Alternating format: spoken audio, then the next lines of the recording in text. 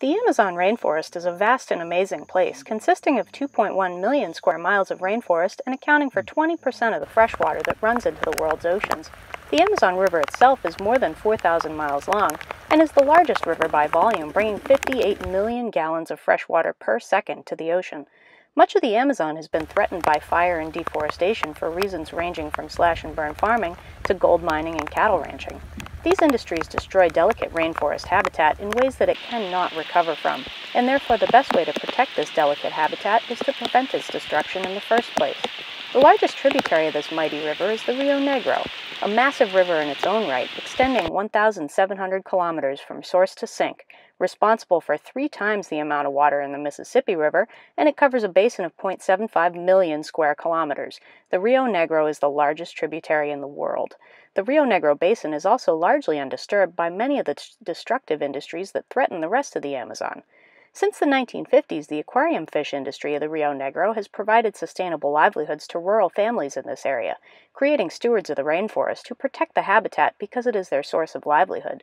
Many species of fish that live in the flooded forest have boom and bust populations related to water levels, which can fluctuate by more than 10 meters, or 33 feet, and as floodwaters recede, many fish are trapped in the flooded forest. Rural families collect these mostly doomed fishes and sell them into the aquarium trade.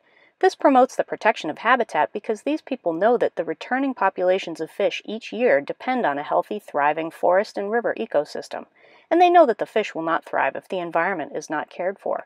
Unfortunately, like most of the Amazon, this balanced and ecologically synced way of life is threatened.